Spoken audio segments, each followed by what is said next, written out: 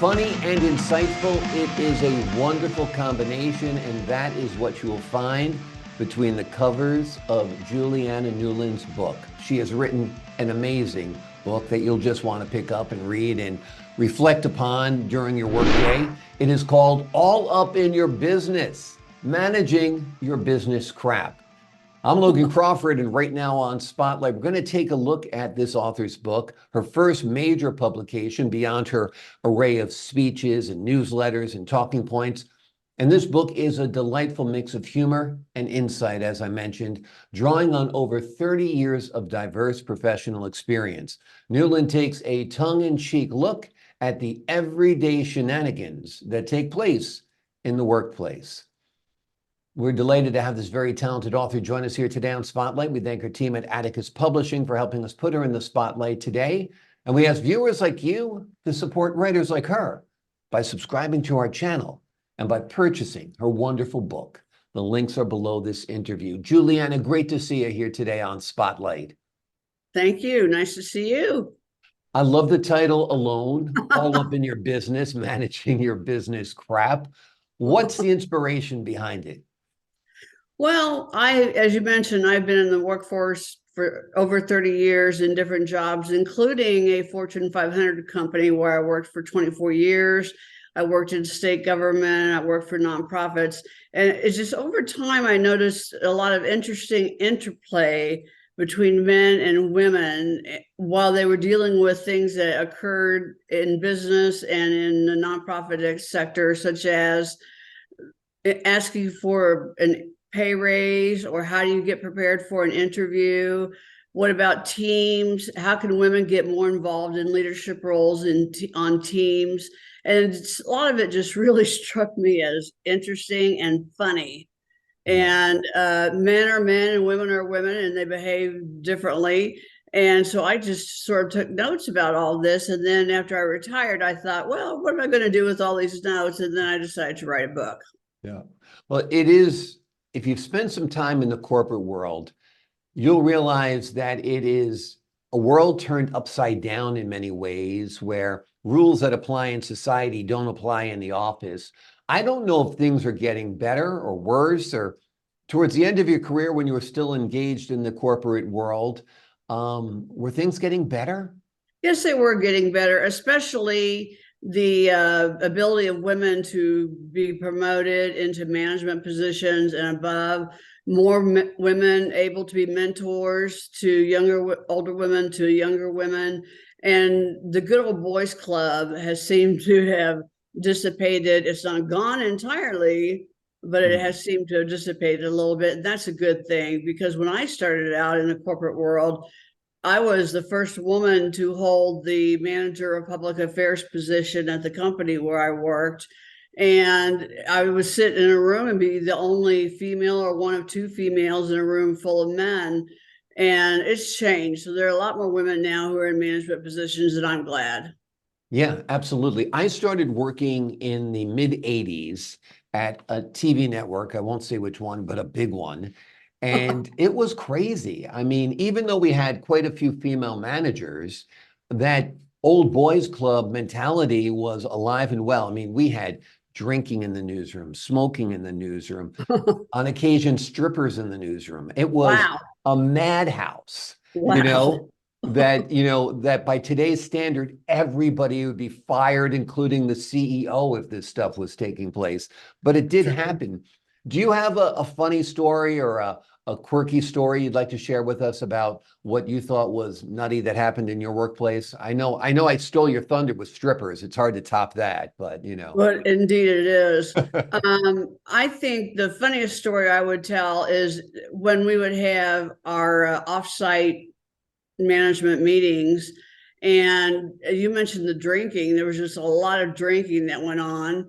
And we had a Santa Claus, my colleagues dressed up as Santa Claus and had all of the women sitting on his lap, asking for gifts from Santa Claus. So I found that to be a little bit amusing, but more kind of horrifying. And that's just one story. Yeah, that's a great story, and it's a great example. I mean, the same thing happened in the newsroom. We'd have executive producers with a female writer on each knee. And it's a very competitive place where you're trying to get Yes. ahead, you're trying to get the promotion, you're trying to get the raise. And here you got this 6'5" lanky guy in me. I'm not going to climb on that guy's lap, nor would he want me to. So those women had an unfair advantage. So everybody, it is a crazy place, and fortunately, sanity seems to rule a little bit more right now. Was it fun for you writing this book, going through your memory lane a little bit? It was a lot of fun. It was difficult and challenging because, as you mentioned, I had never written a book before, but I've written lots of other things like speeches and talking points. So to try to pull it all together, and I think I have more than 45 different topics that I briefly touch upon in my book, as well as including some original, speaking of drinking, craft cocktail recipes that were created for me by a bartender friend of mine. And I gave them all a business name, like thinking outside the box and reaching your goals and other names like that. But it was a lot of fun writing the book. The publication, the actual publishing part of it was a lot longer than I had anticipated, but it was a process. Everyone has a process, but I had fun writing the book. And you did a great job balancing humor and useful guidance to your readers. Yes. Tell us a little bit about the practical advice that folks might find within the pages of your book. One of the main things that I like to talk about in the book is the value of mentors. And I think this is especially true for women, because when you're new, especially when you're new to a job, you're looking around, trying to watch and learn with the behaviors of others.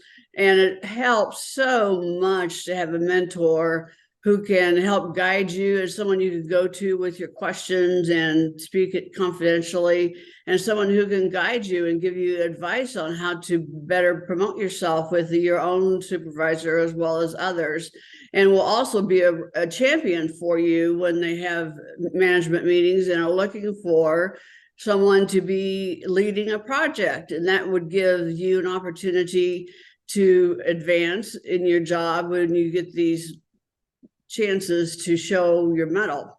Yeah. I like to talk a lot about mentors. Mentors are absolute key to success. You've got to find somebody who will mentor you. It was harder for women because there were fewer Yes. women in senior management positions to mentor other women, and people tend to mentor their own. I mean, that's part of it as well. Men tend to mentor men, and women tend to mentor women. At least when I was engaged in the workforce. So getting mentors is very, very key. It's somebody who knows the ropes, somebody who knows the corporate structure, somebody who knows what promotions are coming down the pike Right. that you want to be in line for, right? Right. Exactly. That's exactly true. I had the opportunity to be mentored by women and by men. Men that I sought out who worked in different departments, but they were vice presidents or senior directors, and we worked together on projects. So I thought, well, since they're obviously valued by the company because they've been promoted to their positions, so why don't I ask them to mentor me? And they accepted, and it was very helpful. Yeah, absolutely clutch to get that done. Let's talk about what other useful advice people will find in your book. Job interviews, that can be a very, very stressful time. It's hard to shine during a job interview, particularly if you tend to be like more of an anxious person or a nervous person. You're trying to get off on the right foot. You're trying to answer questions. You're trying to be personal, but it's hard to balance all of those things, don't you think? Yes, indeed. You hit on the nail on the head with all the things that all the anxieties and other feelings that people have. I think the best advice that I would give is to be well prepared, Hmm. to research the employer that you're interviewing with, and to really know your background, and not just the little nits and gnats and the details, but the examples of where you have excelled or gone well beyond what was expected of you, and to be able to be concise and have a well-written resume and be able to answer directly the questions that come to you. You can expect almost always to get thrown a curveball. And I think a lot of that is done by the interviewer to throw you off your game. But just be prepared for the curveball, answer it as honestly as you can, and smile. Yeah, absolutely. Be friendly, have a good Uh-huh. handshake, smile. I've also found that questioning the interviewer, asking them Yes. about their journey and their experience in the corporation was very valuable. I mean, they hear people talk about, I graduated summa cum laude back in they've heard that a million times. Where you say, how did you get started? How did you turn your internship into a job? How did you become a manager? They love talking about themselves. So you've done two Themselves. things now. You've bonded with the manager and they're going to view you in a different light. They're, all of a sudden, you're going to be very insightful. That's a very good point, and very good point. And also, it helps to broaden the discussion a little bit. Another question you might ask the interviewer is, what would you have liked to have known when you first started out in your job that you didn't know? To Yeah, kind of get their sense and help you think about what you might be expecting. exactly. Yeah. When they ask you the where do you see yourself in 5 year question, turn it back on. Where do you see yourself in 5 years? Yeah, it's a That's good point. always I think that's the toughest question to It answer. is. It Because what are you going to is. say? I want to be sitting in your chair interviewing people like me? Right. Some people probably do that. Absolutely. Maybe it's admired. Depends on the personality of the interviewer. Exactly. I mean, so some people you might joke around with, hit it off with. Other people might consider you glib if you do that. So you Mhm. got to kind of like do a little pulse reading when you get in there. Exactly. Just sense the room and be able to respond accordingly. Yeah, absolutely. Well, Julianna Newland has written a wonderful book. It is called All Up in Your Business, Managing Your Business Crap. And let's face it, a lot of it is crap. There's a lot of crap you have to deal with in the workplace. It's part of it. But if you do learn how corporations work, and it's kind of a quirky structure of how businesses work, it will behoove you, as we used to like to say in our SAT preparation classes. It will definitely benefit you for sure. This book is hilarious at times. It's very much on the money a lot of the time. And it'll give you great insight and it's an enjoyable read. So pick this book up for sure. Julianna, thank you so much for joining us here today on Spotlight. Thank you for having me. I really enjoyed it. I enjoyed it as well. We had a fun talk. And to the folks at home, I'm Logan Crawford, thanking you for your time this time. Until next time on Spotlight.